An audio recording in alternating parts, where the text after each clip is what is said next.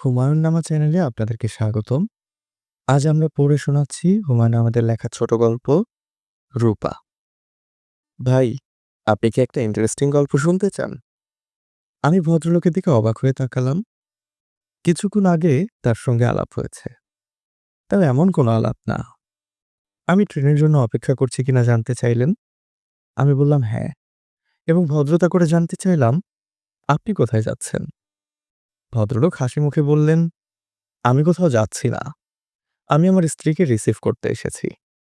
ও চিটাগাং থেকে আসছে। ট্রেন ২ ঘন্টা লেট। ফিরে যেতে ইচ্ছে করছে না। বাসায় যাবো আবার আসবো, ভাবলাম অপেক্ষা করি। তার সঙ্গে এটুকুই আমার আলাপ। এই আলাপের সূত্র ধরে কেউ যখন বলে, ভাই, আপনি কি একটা ইন্টারেস্টিং গল্প শুনতে চান? তখন খানিকটা হলেও বিস্মিত হতে হয়। অপরিচিত লোকের কাছ থেকে গল্প শোনার আগ্রহ আমার কম। তাছাড়া আমি আমার দীর্ঘদিনের অভিজ্ঞতায় লক্ষ্য করেছি, ইন্টারেস্টিং গল্প বলে যে গল্প শুরু হয়, সে গল্প কখনোই ইন্টারেস্টিং হয় না। আমি কিছু না বলে চুপ করে রইলাম। ভদ্রলোক বুদ্ধিমান হলে আমার চুপ করে থাকার অর্থ বুঝতে পারবেন। বুদ্ধিমান না হলে এই গল্প আমার শুনতেই হবে। দেখা গেল ভদ্রলোক মোটেই বুদ্ধিমান নন। পকেট থেকে পানের কৌটা বের করে পান সাজাতে সাজাতে গল্প শুরু করলেন। আপনি নিশ্চয়ই খুব বিরক্ত হয়ে আমার কথা শুনছেন। নিতান্তই অপরিচিত একজন মানুষ হড়বড় করে গল্প বলা শুরু করেছে, বিরক্ত হবারই কথা। কিন্তু সমস্যাটা কি জানেন? আজ আমার জন্যে একটা বিশেষ দিন। এই বিশেষ দিনে আমার মজার গল্পটা কাউকে না কাউকে বলতে ইচ্ছে করে। যদি অনুমতি দেন, গল্পটা বলি। বলুন, আপনি কি পান খান? জি না। একটা খেয়ে দেখুন, মিষ্টি পান, খারাপ লাগবে না। আপনি কি বিশেষ দিনে গল্পের সঙ্গে সঙ্গে সবাইকে পানও খাওয়ান? ভদ্রলোক হেসে ফেললেন, আন্তরিক ভঙ্গিতেই হাসলেন। ভদ্রলোকের বয়স ৪০-এর মতো হবে। অত্যন্ত সুপুরুষ। ধবধবে সাদা পায়জামা পাঞ্জাবিতে তাকে চমৎকার মানিয়েছে। মনে হচ্ছে তিনি স্ত্রীর জন্যে খুব সেজেগুজে এসেছেন। প্রায় ২০ বছর আগের কথা। আমি তখন ঢাকা বিশ্ববিদ্যালয়ে অনার্স করছি পদার্থবিদ্যায়। এখানে অন্ধকার বলে আপনি সম্ভবত আমাকে পরিষ্কার দেখতে পাচ্ছেন না। আলো থাকলে বুঝতেন আমি বেশ সুপুরুষ। ২০ বছর আগে দেখতে রাজপুত্রের মতো ছিলাম। ছাত্রমহলে আমার নাম ছিল দ্য প্রিন্স। মজার ব্যাপার হচ্ছে, মেয়ে মহলে আমার কোনো পাত্তা ছিল না। আপনি ব্যাপারটা লক্ষ্য করেছেন কিনা জানি না, পুরুষদের রূপের প্রতি মেয়েরা কখনো আকৃষ্ট হয় না। পুরুষদের সবকিছুই তাদের চোখে পড়ে, রূপ চোখে পড়ে না। বিশ্ববিদ্যালয় জীবনে কোনো মেয়ে আমার সঙ্গে ভাব করার জন্যে কিংবা কথা বলার জন্য এগিয়ে আসেনি। আমিও নিজ থেকে এগিয়ে যাইনি, কারণ আমার তোতলামি আছে, কথা আটকে যায়।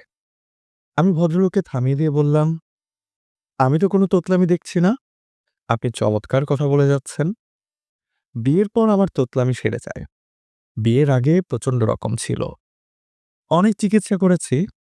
মার্বেল মুখে দিয়ে কথা বলা থেকে শুরু করে হোমিওপ্যাথি ওষুধ, পীর সাহেবের তাবিজ কিছুই বাদ দেইনি।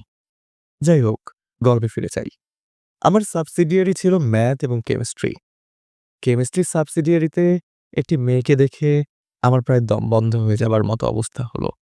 কি মিষ্টি চেহারা, দীর্ঘ পল্লব, ছায়াময় চোখ। সেই চোখ সবসময় হাসছে। ভাই, আপনি কি কখনো প্রেমে পড়েছেন? জি না। প্রেমে না পড়লে আমার সেই সময়কার মানসিকতা আপনাকে বোঝাতে পারব না।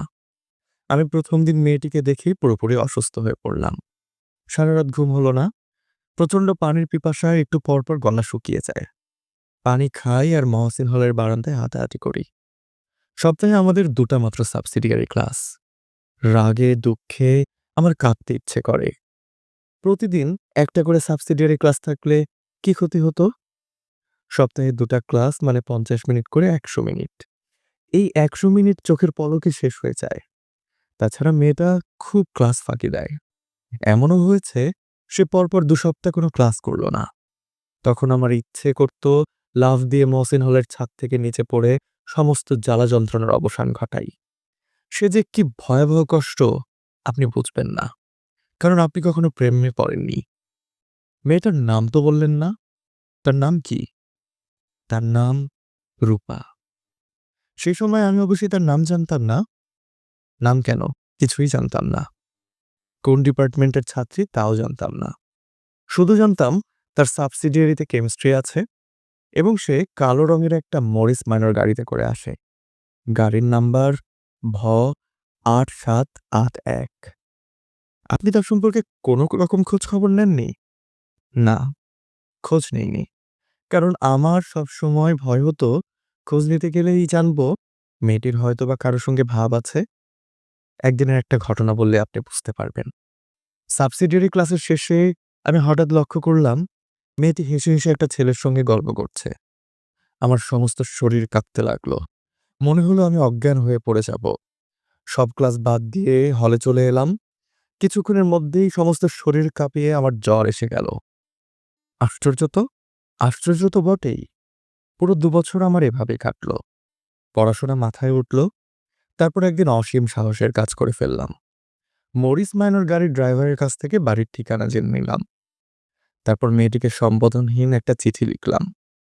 কি লিখেছিলাম এখন আর মনে নেই। তবে চিঠির বিষয়বস্তু হচ্ছে আমি তাকে বিয়ে করতে চাই। তাকে রাজি হতেই হবে। রাজি না হওয়া পর্যন্ত আমি তাদের বাড়ির সামনে না খেয়ে পড়ে থাকব। যাকে পত্রিকার ভাষায় বলে আমরণ অনশন। গল্পটা কি আপনার কাছে ইন্টারেস্টিং মনে হচ্ছে? হ্যাঁ, হচ্ছে। তারপর কি হলো বলুন। চিঠি ডাকে পাঠিয়ে দিলেন? না, নিজেই হাতে করে নিয়ে গেলাম। ওদের বাড়ির দারোয়ানের হাতে দিয়ে বললাম, এ বাড়ির একজন আপা আছেন না, ইউনিভার্সিটিতে পড়েন, তার হাতে দিয়ে এসো। দারোয়ান লক্ষ্মী ছেলের মতো চিঠি নিয়ে চলে গেল এবং কিছুক্ষণের মধ্যেই ফিরে এসে বলল, আপা বলেছেন তিনি আপনারে চেনেন না। আমি বললাম, তিনি ঠিকই বলেছেন। তবে আমি তাকে চিনি, এটাই যথেষ্ট। এই বলে আমি গেটের বাইরে খুঁটি গেড়ে দাঁড়িয়ে গেলাম। বুঝতেই পারছেন, নিতান্তই পাগলের কাণ্ড। সে সময় মাথা আসলেই বেঠিক ছিল। লজিক নষ্ট হয়ে গিয়েছিল। যাই হোক, সকাল ৯টা থেকে বিকেল ৪টা পর্যন্ত কোনোরকম ঘটনা ছাড়াই গেটের সামনে দাঁড়িয়ে রইলাম। লক্ষ্য করলাম দোতলার জানালা থেকে মাঝে মধ্যে কিছু কৌতূহলী চোখ আমাকে দেখছে। বিকেল ৪টেয় একজন ভদ্রলোক বাড়ি থেকে বের হয়ে কঠিন গলায় বললেন, যথেষ্ট পাগলামি করা হয়েছে, এখন বাড়ি যাও। আমি তার চেয়েও কঠিন গলায় বললাম, যাব না। পুলিশে খবর দিচ্ছি, পুলিশ এসে তোমাকে ধরে নিয়ে যাবে। কোনো অসুবিধা নেই, খবর দেই। ইউ রাস্কেল, মাতলামি করার জায়গা পাও না? গালাগালি করছেন কেন? আমি তো আপনাকে গালি দিচ্ছি না। ভদ্রলোক রাগে জ্বলতে জ্বলতে বাড়ির ভেতর চলে গেলেন। তার পরপরই শুরু হলো বৃষ্টি, ঢালাও বর্ষণ। আমি ভিজছি নির্বিকার ভঙ্গিতে। সঙ্গে সঙ্গে বুঝছি যে জ্বর এসে যাচ্ছে। সারাদিন রোদে পোড়ার পর এই ঠান্ডা বৃষ্টি সহ্য হবে না। তখন একটা বেপরোয়া ভাব এসে গেছে, যা হবার হবে। ক্ষুধায় ক্লান্তিতে শরীর অবসন্ন। মাঝে মাঝে মনে হচ্ছে এই বুঝি মাথা ঘুরে পড়ে গেলাম। ইতিমধ্যে আমি আশপাশের মানুষদের কৌতূহলী দৃষ্টি আকর্ষণ করতে সমর্থ হয়েছি। বেশ কয়েকজন আমাকে জিজ্ঞেস করলেন, কি হয়েছে, এখানে দাঁড়িয়ে দাঁড়িয়ে ভিজছেন কেন? আমি তাদের সবাইকে বলেছি, আমাকে নিয়ে মাথা ঘামাবেন না, আমি একজন পাগল মানুষ। মেয়েটির বাড়ি থেকেও হয়তো টেলিফোনে এই বিচিত্র ঘটনার কথা কাউকে কাউকে জানানো হয়েছে। ৩টি গাড়ি তাদের বাড়িতে এলো। গাড়ির আরোহীরা রাগী ভঙ্গিতে আমার দিকে অনেকক্ষণ তাকিয়ে বাড়ির ভেতর ঢুকলেন। রাত ৯টা বাজল। বৃষ্টি এক মুহূর্তের জন্য থামল না। জ্বরে তখন আমার গা পুড়ে যাচ্ছে। দাঁড়িয়ে থাকতে পারছিলাম না। পা ছড়িয়ে বসে পড়লাম। দারোয়ান এসে আমাকে ফিসফিস করে বলল, সাহেব পুলিশ আনতে চাইতেছে। বড় আফা রাজি না। বড় আফা আপনার অবস্থা দেখা খুব কাঁদতেছে। টাইট হয়ে বয়া থাকেন। আমি টাইট হয়ে বসে রইলাম। রাত ১১টা বাজল। ওদের বাড়ির বারান্দায় বাতি জ্বলে উঠল। বসার ঘরের দরজা খুলে মেয়েটি বের হয়ে এলো। মেয়েটির পেছনে পেছনে ওদের বাড়ির সব কজন মানুষ। ওরা কেউ বারান্দা থেকে নামল না। মেয়েটি একে একে এগিয়ে এলো, আমার সামনে এসে দাঁড়ালো এবং অসম্ভব কোমল গলায় বলল, কেন এমন পাগলামি করছেন? আমি হতভম্ব হয়ে তাকিয়ে রইলাম। কারণ এই মেয়ে সেই মেয়ে নয়, অন্য একটি মেয়ে। আমি একে কোনোদিনই দেখিনি। মরিস মাইনর গাড়ির ড্রাইভার আমাকে ভুল ঠিকানা দিয়েছে। হয়তো ইচ্ছে করেই দিয়েছে। মেয়েটি নরম গলায় বলল, আসুন, ভেতরে আসুন। টেবিলে খাবার দেয়া হয়েছে, আসুন তো। আমি উঠে দাঁড়ালাম। বলতে চেষ্টা করলাম, কিছু মনে করবেন না, আমার ভুল হয়ে গেছে। আপনি সেই মেয়ে নন, আপনি অন্য একজন। মেয়েটির মমতায় ডুবানো চোখের দিকে তাকিয়ে এই কথা বলা সম্ভব হলো না। এত মমতা নিয়ে কোনো নারী আমার দিকে তাকায়নি। জ্বরের ঘোরে আমি ঠিকমতো পা ফেলতে পারছিলাম না। মেয়েটি বলল, আপনার বোধহয় শরীর খারাপ, আপনি আমার হাত ধরে হাঁটুন, কোনো অসুবিধা নেই। বাসার সবাই বারান্দায় দাঁড়িয়ে কঠিন চোখে আমাদের দিকে তাকিয়ে আছে। তাদের সবার কঠিন দৃষ্টি উপেক্ষা করে মেয়েটি হাত বাড়িয়ে দিল। যে গভীর ভালোবাসায় হাত বাড়ালো, সে ভালোবাসাকে উপেক্ষা করার ক্ষমতা ঈশ্বর মানুষকে দেননি। আমি তার হাত ধরলাম। এই ২০ বছর ধরেই ধরে আছি। মাঝে মাঝে এক ধরনের অস্থিরতা বোধ করি। ভ্রান্তির এই গল্প আমার স্ত্রীকে বলতে ইচ্ছে করে, বলতে পারি না। তখন আপনার মতো অপরিচিত একজন কাউকে খুঁজে বের করি, গল্পটা বলি, কারণ আমি জানি এই গল্প কোনোদিন আমার স্ত্রীর কানে পৌঁছাবে না। আচ্ছা ভাই, উঠি, আমার ট্রেন এসে গেল। ভদ্রলোক উঠে দাঁড়ালেন। দূরে ট্রেনের আলো দেখা যাচ্ছে, রেল লাইনে ঘড়ঘড় শব্দ উঠছে। ট্রেন সত্যি সত্যি এসে গেল।